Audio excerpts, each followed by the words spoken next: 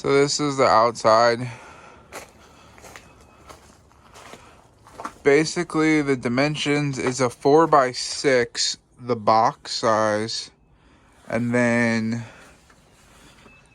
it has the V nose, which gives it an extra 18 inches on top of that. It's got, the only thing I not too crazy about, it's got a pretty short tongue on it, so I may extend that. I don't know yet, because I am pulling it behind a car. I don't know what the pros and cons are of having a little bit longer tongue on a car would be.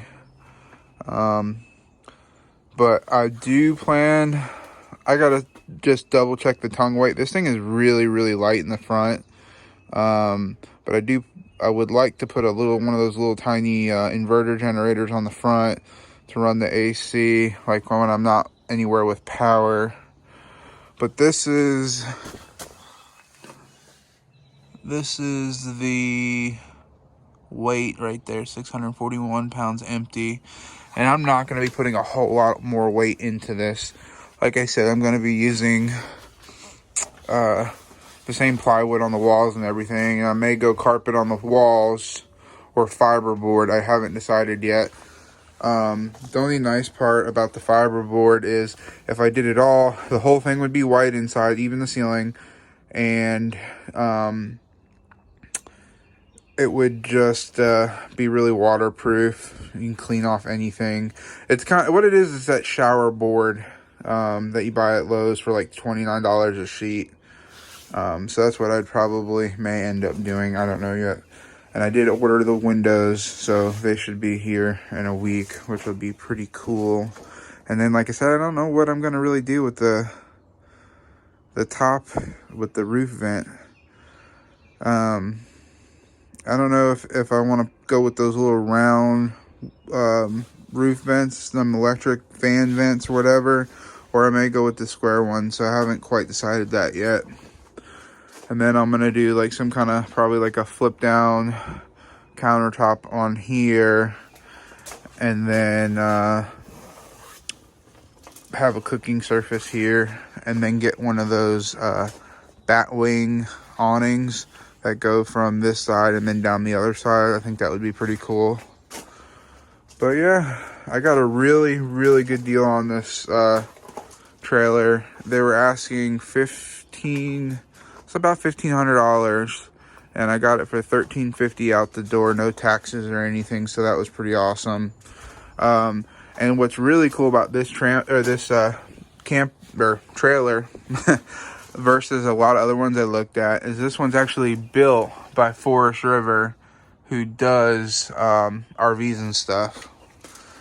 I liked that the edging here was rolled, the aluminum was rolled here. A lot of the other ones, it had aluminum here and then another piece here and then just trim here. So this kind of alleviates having trim here. And the door actually seals on the inside here instead of the wide flange that goes on this side. I like that a lot. And I do want to get like an RV style lock instead of this thing here. But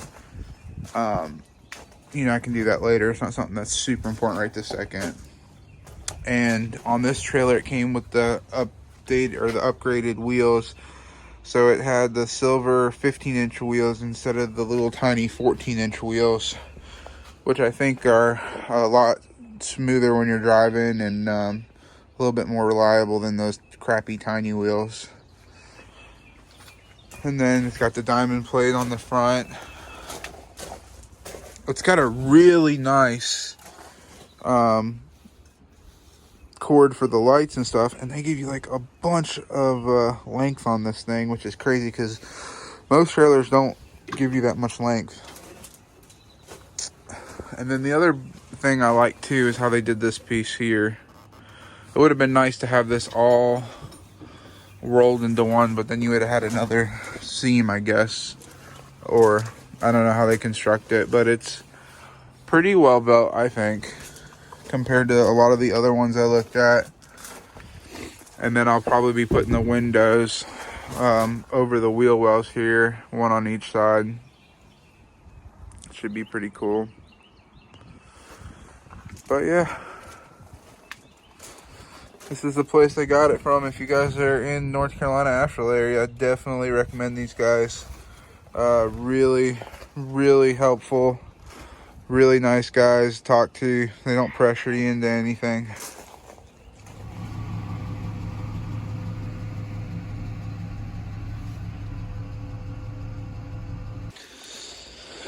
Alright guys, so I got all my foam and that vinyl fiberglass board I was telling you guys about. And I got little Sammy over here protecting it all. And I gotta pull all this plywood out so I can insulate. My only problem is it has these little tiny screws that are screwed into the studs. And when you unscrew them, all they do is they spin. They don't want to come out. So it's going to be a little tricky to get those out. I don't know if they're just like countersink so much that the wood is like not letting them back out. But all they do is when you get on them, they just spin. So I'm going to have a little bit of fun getting those out. But I am going to be reusing the same plywood once I put the insulation in. Alrighty guys, so I figured out why this wood is such a pain to pull out. You know, they had screw heads on them, right? So I was like, all right, let's just unscrew them. Well, come to find out, they're like nails. Never seen these before. It must be some kind of thing that they do in manufacturing. But when you spin them, that's why they just keep spinning, because they actually have no threads on them. It's just a nail. It's crazy. But every one of them is like that. And I want to use the plywood, so I'm being very careful not to mess this up. But when I go put it back up, I'm definitely using self-tappers because this is just ridiculous. Alrighty guys, so the first thing I'm going to do, because I'm getting exhausted from ripping these walls out, is I'm going to run this wire down the roof here. I'm using a 16 gauge wire, red and black, and then these are the cool lights I picked up at Walmart. They're 12 volt, they're marine lights, and they swivel so you can twist them back and forth. This is pretty cool. And I think 2 of them will be plenty. But these are what they are. I guess they're made for boats. They were in the boating section. But they were, I think, were 19 bucks a piece. But yeah, so this is what I'm gonna put in the lighting here. But I want to do all my electrical running in the roof before I tackle closing it up, you know. Alrighty, it is lunchtime. Got me some yummy hibachi chicken takeout and some water. Okay guys, so I got the first layer of insulation. It's a 1/2 inch. The tubing is actually 1.5 inches in the ceiling and then 1 inch on the side. And I think the roof set's like a R8 on the roof and then R6 on the sides. But I ran the wiring like this because I don't want this resting on the aluminum. So I put it on the first layer of foam and then put the other one so it'll sandwich it in between so it can't really go anywhere. And I got that little triangular piece I gotta stick up there yet. And play around with all this trailer lighting. That's kind of Mickey Mouse, but we'll make it work. Alrighty guys, so I cut this thin board right here to put against the aluminum because that's where the window is gonna be. So it gives it a more rigid exterior against the aluminum for the window. Plus you'll have the foam on top of it and then the 1/2 inch plywood. So it just makes it a little bit more rigid on the outside where the window gets mounted, because there are those like compression windows. And hopefully those will be here either Saturday or Monday, and today is Friday. So I'm excited to get windows in here. Hey guys, so it is the next day and I am trying to finish the insulation here. Like I said before, like these boards are a pain to get out because of these stupid screw nails. But I'll show you what I got done so far. So I got the other plywood back up on this side. It's all insulated. Got all the ceiling light wiring ran and out the bottom here. That side. Now I'm just pulling this last board off and insulating it. I'm gonna tidy up all these wires that are everywhere. Alrighty guys, so I got all the installation done except that little triangular piece, which I'm gonna finish here in a sec. But now I can at least put all the sidewalls back together and get this floor laid down. But it looks pretty good. Just took more time trying to pull these walls off than it did to do everything else. Alrighty, so the first thing I'm gonna do today, it's a little chilly out today. I got my windows in the mail. I took this ring here, I'm gonna place it up against the wall. That way I can find the center in between the beams. So when I go put this on the outside of the wall, I will be in between the beams and not trying to cut through steel tube. Alright, so basically I put this ring up against there in between the beams.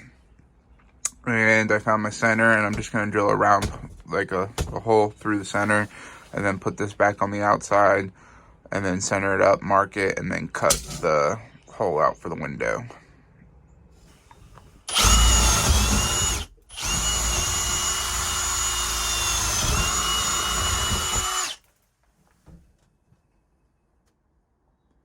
That was scary. Alrighty, so I drilled 5 holes, traced the window the exact way of the ring. And I'll be cutting this out here shortly, which is a little scary, but it'll be cool. It'll be nice to have 2 windows in here. Okay, so I got it pretty cut out. I'm gonna have to square this one little side off right here. But one thing I goofed on, and I will definitely not goof on the other side, is I should have put tape on there because I scuffed the metal all the way around it. Hopefully some wax will take it out. If not, well, I may do something different. But anyways, so there's the window. Now I just gotta put this in and see how well it fits. Alrighty guys, so I got the window installed, but I'm really pissed off about this scrapes that I did with the jigsaw, which surprised me because the bottom of the jigsaw is plastic. So I gotta figure out how I can get them off. I'm thinking I could probably buff them out with a buffer and make it look better. If not, I may just wrap the whole trailer in vinyl. Like have them print out some kind of cool pattern or something and just wrap the whole trailer in vinyl. But that's more money, so I don't know if I'm gonna do that. But I got one in. The other side, definitely gonna put tape on it and take my time. It was a little tricky because using the jigsaw, the blade kind of like bends when you're sawing, and the ring didn't fit so good, so I had to do a couple trim. It fit perfect on the outside, but the inside, the lock ring didn't fit like quite perfect, so I had to do a little bit of trimming to get it to work on the inside part. But this next one, now I know what I did wrong, and it'll come out even better this time. Alrighty guys, so I just got done putting the window in, and I just got done putting the carpet on. I use this really cool carpet. It's like an indoor-outdoor carpet I got from Lowe's. It's like 20 bucks for a 6x8 foot roll of it. But what's cool about it is it's this eco rug, and it's made from recycled plastic bottles. So that's pretty cool. Way to have something that's like more eco-friendly. It says each rug saves 40 plastic bottles from landfills. So that's pretty neat. Also, I used this 3M high strength 90. They have the 77 that's 3M, but I like the 90. It's a lot stronger and a lot better when a camper's sitting in the heat and stuff like that. But here, I'll show you what it looks like with carpet on it. Alrighty, so here is the carpet. It is all put on, and the window is put in. This little TV I got, it's a 12 volt or 110, and conditioner that I'll be doing later and showing you how I put that in.